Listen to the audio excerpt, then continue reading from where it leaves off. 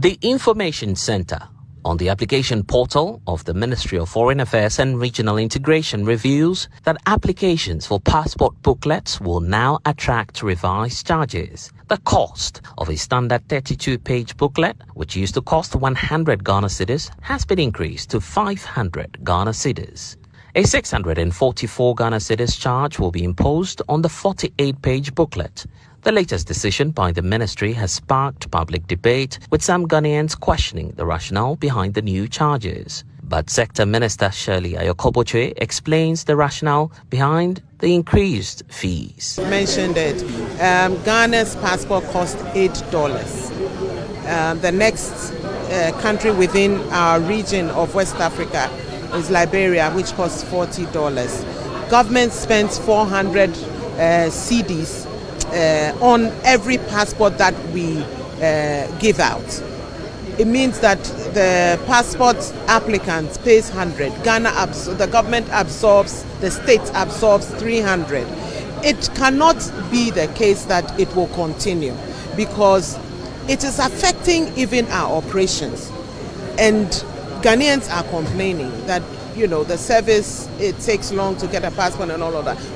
If government is subsidizing heavily passports, it is difficult to provide any good service to Ghanaians. We are the lowest, $8, the equivalent of $8 to acquire a passport. And today, as we speak, we have the national identification that is working very well. So that's our primary source of identification, no longer the passport. And even those who have the Ghana ID, the national ID, can travel into the country with it. So then I'm asking humbly Ghanaians that please, if you do not have need for a passport, and because you cannot afford it, please, humbly, I'm asking you not to go for a passport, because it's no longer your primary source of identification. The national ID is, the Ghana card is. And we need to ensure that we improve our services, which is why we've had to increase it. Parliament has had to agree to increase the cost of passports. It's not because we want to impose a financial burden on Ghanaians. No, it's just because we need to have applicants pay the realistic fees, so that we in turn can also provide them with a good service. Earlier this week, Ranking Member on Parliament's Foreign Affairs Committee, Samuel Okudzeto-Aplankwa, indicated that his outfit will call for a reduction, given the sharp rise in the cost of new applications. They can adopt a gradualist approach. Even that, we said they should adopt a gradualist approach, not in one fell swoop, slapping Ghanaians with these astronomical hikes. But we now know that they didn't take our recommendations.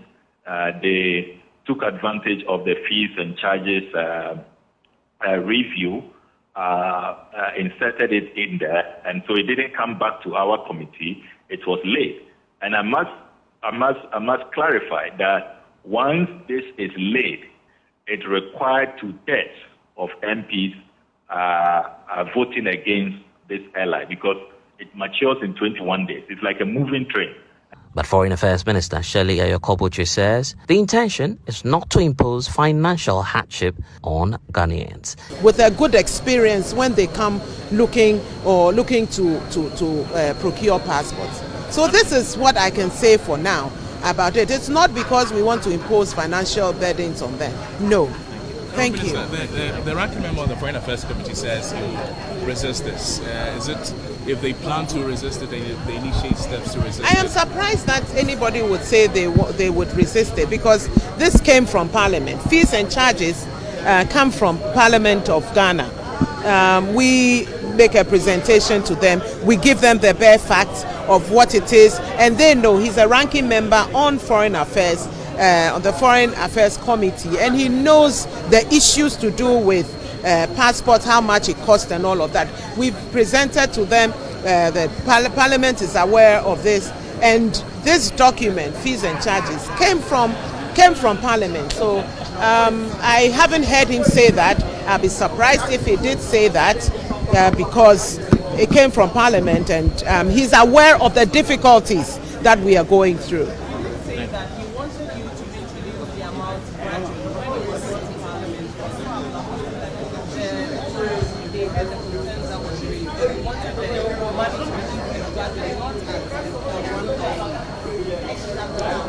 Well, Parliament agreed to increase it, and so it's been done.